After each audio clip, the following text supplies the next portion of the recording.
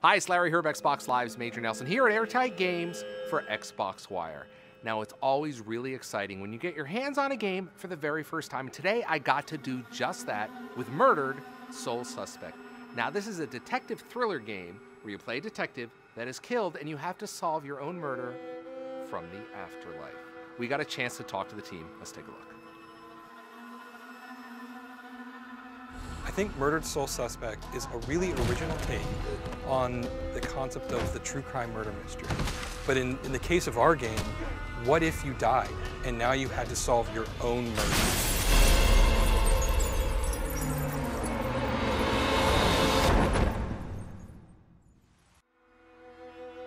In the process of figuring out who killed you and why they killed you, you sink deeper and deeper into a mystery story. You take the role of one of Salem's best detectives who ever worked in the department. You take away all of his normal natural abilities and you give him these supernatural abilities, and you ask him to find ways to investigate crime scenes in completely new and original ways that only he as a ghost would be capable of. It was interesting when we started developing this game and started asking ourselves, what does it really mean to be a ghost? What is the fantasy of being a ghost? What is it that you want to do as a ghost? When you're walking through the walls, it suddenly becomes both almost exhilarating and freeing, and it also becomes very disorienting. It's incredibly empowering for players, and it's also a huge part of that wish fulfillment of being a ghost, getting to peek into places that you wouldn't get to see otherwise. All right, boys. Place your bets and hope your luck improves. Just as Ronan is discovering this as he investigates this, so will the player. And one of the first things that they discover, and it's probably his most powerful tool, is his ability to possess human beings. And while you can't directly control human beings, you have some really incredible powers over them. You can look through their eyes, you can hear through their ears, you can influence their behavior very slightly, read their thoughts, things of that nature. Ronan, unbelievable. I think the player being a little lost is a good thing. I think it's fun for them to come into a space and go, oh man, I got to figure this out. Because that's what Ronan's thinking as well. If the player comes into the space and goes, oh, I already know all of this, then it's about going through the motions. But if you ask them to make some decisions, force them to do some lateral thinking, that aha moment, once they figure it out, it becomes that much more gratifying. A lot of our prototyping was around how do you make it interesting for the player to do an investigation and come to those conclusions themselves, as opposed to just handing them the exact answer when you manage to gather, 4 different things that you needed.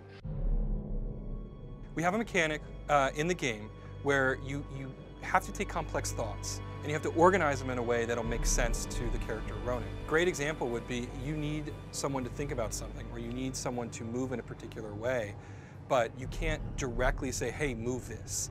You have to basically put a thought into their head. So a witness in one of the crime scenes, she's too distraught to articulate what she saw to a police officer. But your own memory of a conversation that you overheard can be put into her head. And when you do that, it breaks free the data. And so she can think about it, and you get this information in her own thoughts, even though she can't express it verbally.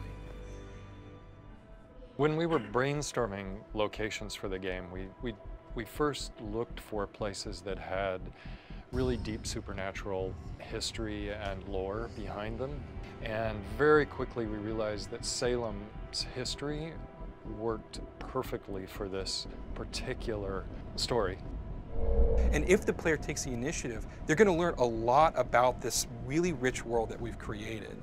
There's all kinds of different collectibles. There's simple things like just finding a plaque on a wall. There's more complex things where you have to piece together fragments of a memory to get a total ghost story.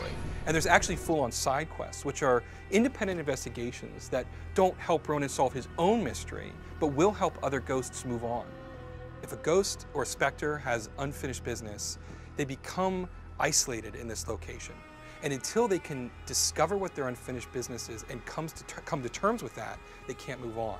And that's where the ghosts come from. Any spirit you find lingering in the dust is there because they don't know how to resolve their unfinished business. And as I mentioned before, if you're there too long, you become one of these demons.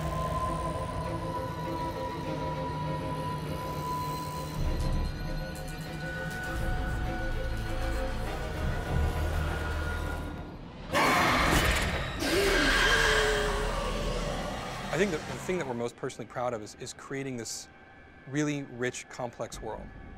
Something that we hope the players really want to get lost in, spend a lot of time in, learn everything that there is, find every nook and cranny. They don't just look at it like, oh my God, where is the first fight? Where is the first thing I can shoot? I want them to like the character of Ronan, like what he can do, and just really be excited about this, our own kind of personal take on ghost lore. Because while ghost lore is sort of universal, I think our interpretation of it is really original, and I think people are really going to remember it. Get back here! I said, get back here!